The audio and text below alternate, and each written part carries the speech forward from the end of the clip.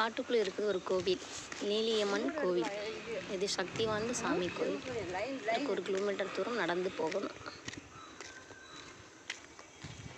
போகிற வழியெல்லாம் பாருங்கள், அவ்வளோ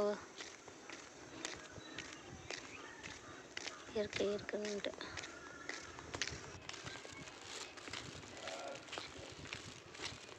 போய்கிட்டே இருக்க வேண்டியதான்.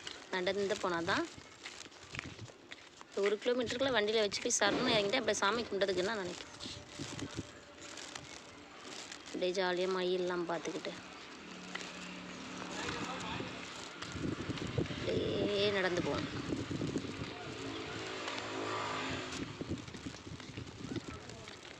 காருக்குள்ளே ஒரு கூண்டுக்குள்ளே அடைஞ்ச மாதிரி அடைஞ்சிக்கிட்டுலாம் போய் பார்த்தா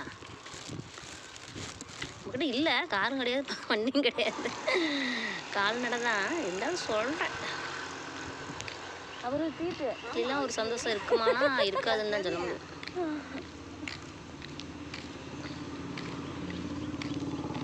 என்றைக்குமே பிரேக் டவுன் ஆகாத, ரிப்பேர் ஆகாது இருக்கிறது நம்ம கால்கள் மட்டும்தான். அது நடந்தால் தான் நல்லாயிருக்கும்.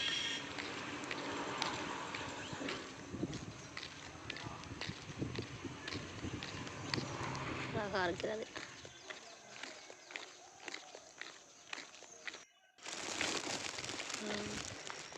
இப்போல்லாம் புளிய மரம்லாம் நம்ம டவுன்லாம் போய் பார்க்க முடியாது. ரோட்லேயும் எல்லா மரத்தையும் வெட்டி எடுத்துருவாங்க. இந்த கிராமங்களில் தான் இன்னும் கொஞ்சம் புளிய மரம், வேப்ப மரம் இந்த மாதிரிலாம் கொஞ்சம் கொஞ்சம் பார்க்க முடியும். அதுக்காகவே நம்மளாம் கிராம பக்கமாக வந்து வந்தாச்சு. நம்ம சிட்டிலாம் இருந்தது இல்லைன்னு சொல்கிறேன். பாருங்கள் மயில் பார்த்தீங்களா?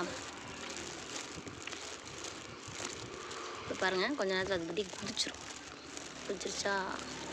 இன்னொரு மயில் இருக்குது பாருங்கள், செம்ம தோகை பாருங்கள் அதுக்கு. அதுவும் குதிச்சிருச்சு. அப்பா பறந்து விட்டான்.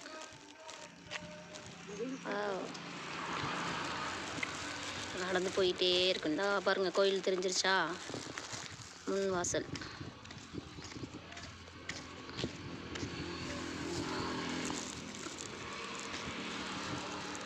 வந்துட்டோம் கோயில்கிட்ட வந்துட்டோம். பாருங்கள், முன்னாடி ஒரு சாமி, அதை என்ட்ரிங் உள்ளே போகிற இடம். உள்ளுக்குள்ளேயும் காடு தான், காட்டுக்குள்ளே தான் அந்த கோயில் இருக்குது. உள்ளே போயிட வேண்டியதான். வந்தாச்சு. எப்படி மரம் பாருங்கள், ரச மரம், ஆலமரம், வேப்ப மரம், தென்னை மரம், என்ன மரம் வேணும்? அப்படியே பொறுமையாக உட்காந்து சாமி மனசார கும்பிட்டுட்டு நிம்மதியாக போகலாம்.